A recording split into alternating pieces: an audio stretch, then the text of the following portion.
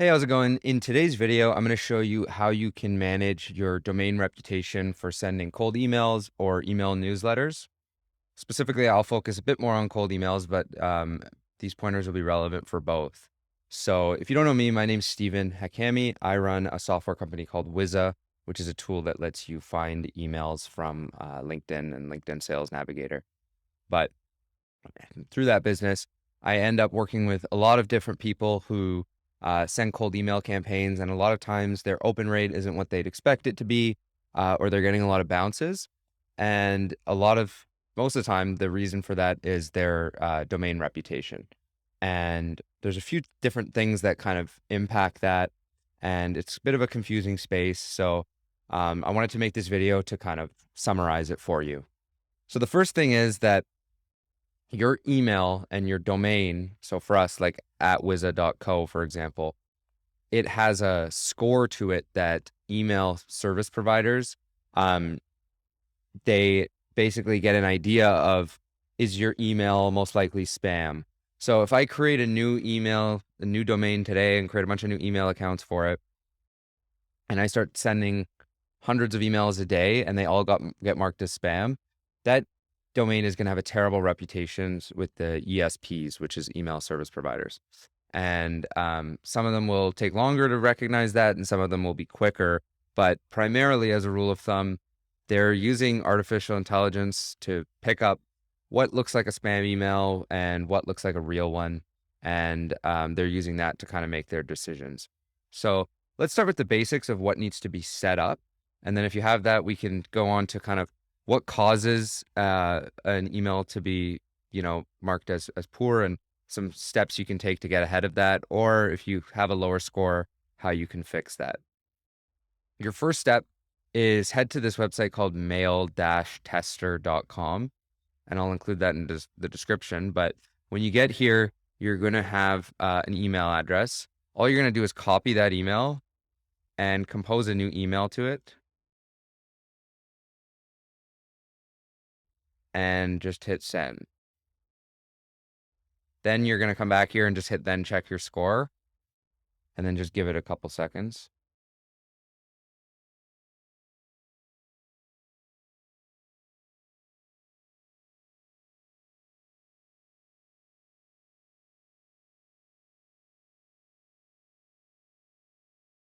Okay, sweet. So a few things are missing for us, but some of these things you can ignore. So let's go from the top down. This is just going to be regarding the message, not really as important for us. So these are kind of some of the most important ones where you don't want to lose points. Now, you can ignore some things. So in this case, HTML images with 2,000 to 2,400 bytes of words, you should write more text in your email. Basically, there's more image than text. And that's because I just wrote test email. So you'd never actually send this. So we can kind of disregard this. A lot of these things are smaller. The main ones are SPF, DKIM, and there's another one called DMARC, but these are the main two important ones. So you just want to make sure you have a valid SPF record, and you want a valid DKIM record. These are basically just things you put in like your domain DNS. If you work at a company, someone should have set this up already, but if you don't, these are pretty easy to set up. And when you don't have them, this site will actually give you instructions based on whoever holds your domain. So you can set those up super easily. So these are kind of the basics. You need a DKIM record. You need an SPF record set up. This is going to just go over this again. Your DKIM is valid. Here are the instructions I mentioned. So these are all going to be, if any of these you have X's here, you just follow these. You're just basically copying these and putting them into your domain DNS settings. DMARC is another one that I mentioned before. So these all look good in this case. These are the most important ones. Any of the messages stuff is not as important. Make sure you have an alt attribute if you have like a image in your signature, which I do. So that's there. No short URLs, like tiny URL or something like that. And in this case, it's not a marketing message, so we don't have one. It's just an email I sent, but they ideally want an unsubscribe. Okay. Now for blacklists. Some of these are also less relevant and some of them are more. So in this case, we're not listed any, but you'll always find sorbs for the most part. If you send through Gmail, you share an IP with um, a lot of different businesses. So they might have gotten marked in this sorbs.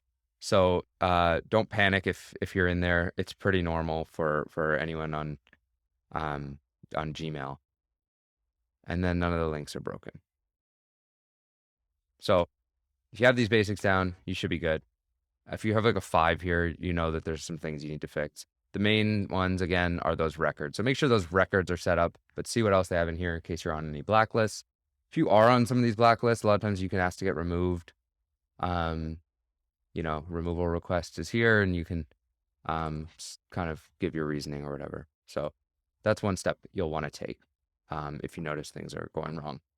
The next is Postmaster. So you can set this up at postmaster.google.com, register to your domain. And then once you're there, you have all these cool things, and you want to make sure, let me go back, that your domain reputation is at a high. So this might take a second. Okay. We've had high for the last 120 days, but in the past we have gone to medium, and I've made sure to take some steps to counteract that, make sure no one's sending too many cold emails, etc. You definitely want to keep this at a high. So if you're not there, you need to look at some of the next steps we'll talk about, but one of those is spam rate.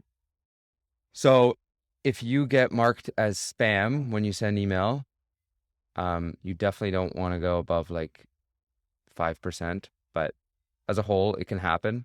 We send a lot of automated emails and stuff like that, so it can happen.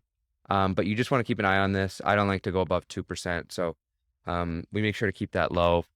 Some of the things, obviously, that can do that are, you want to have more legitimate emails taking place within your company than sales or marketing emails. So you want to have a lot of like communication with other companies and back and forth emailing, because obviously those aren't ever going to be marked as spam. The nature of marketing and sales emails is they can be marked as spam. So the other thing you can do to counteract that is create a secondary domain. So in our case, we have wizza.co, but we also have wizza.io. And so recently, that should redirect.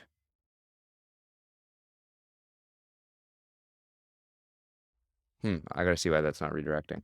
But anyway, point remains, we own that domain of wizza.io. So what you want to do is set up additional emails that you're going to send sales emails from with that new secondary domain that you have. So that's one tactic that a lot of people use, or you might want to send your marketing emails through there and manage them separately, at the very least to protect your main domain. So if something goes wrong with domain reputation, you can lay off on the new one, maybe go back on a lower level to the main domain, and then return back to the main one. Main thing is you want to keep an eye on these different tools, Postmaster, Mail Tester, make sure your domain reputation is high, and then just keep an eye on open rates as well, because if you start seeing like your sales emails have a 10% open rate, you can bet that they're going to spam. The other thing you want to ensure is that you're not sending to bounced emails. When you send a lot of bounced emails, that's a sign that you're spamming. So a few ways to mitigate that is obviously if you get a bounce or like, you have an older email in like your CRM or someone you want to reach out to. If it's super old and you haven't sent it in a while, I wouldn't send to that list. I would just send to newer lists. The other thing you can do is validate your emails. So if you're doing sales prospecting, our tool, for example, allows you to export searches. But what we do is we validate every single email in real time as well. So anytime you get a list that you run through Wizza, they're all going to be valid, up-to-date email addresses that have been checked. We basically do a live check of the email. It looks something like this. And we check the email and we see if the domain is set up and the email is correct. So for example, if I want to verify this, you'll see that I can verify my email and it knows it's deliverable. But if I put gibberish at wizza.co and I hit verify, it'll know that it's undeliverable. So there's ways that these tools can check So Wizza checks this every time before we provide you an email, so you can be confident the emails you get are valid. So make sure you're using good sources when you're finding emails for prospects that you're reaching out to is obviously going to be an important step to ensure that your emails continually deliver. Some other small things I'll mention before we kind of finish this off. Have a profile picture in your G Suite account. That's an easy one. Have an email signature. Have other accounts at your domain. Don't just have one account. These are all things that Google's AI has picked up as things that spam accounts typically don't have. Like they don't spend the time to add a photo, a name, a first last name, a job title, description. Make sure it looks like a human profile. And then the last is don't send cold email until you have legitimate email activity. So if you actually set up a new email account, join some newsletters, send some emails back and forths. There are email warm-up tools. So if you Google email warm-up tools, you'll find that there's a bunch now. This article has 6. So they have one. A lot of these cold email tools have started offering warm-up inbox we've used, warm-up box, warm box. So anyway, there's a bunch of these. So you can check these out and make sure to do this before you start sending emails. So just to recap, set up your domain properly with SPF and DKIM and DMARC records, which you can check on Mail Tester if you're ever unsure if you have it. Make sure you're not in any blacklists, which you can also check in Mail Tester. Manage your reputation through Postmaster as well as your spam rate. Um, now I'm drawing a blank here. Make sure your accounts are set up with G Suite properly with photos and they're warmed up with real email activity, and have valid emails. Don't send to crappy and old email lists that are going to have a lot of bounces. You should not go above like a 5% bounce rate. Definitely never above a 5% bounce rate. So keep an eye on your campaigns. And the last is consider setting up an alternate domain. So that's it for now. I hope this was helpful. Let me know and start using this in your outreach activities.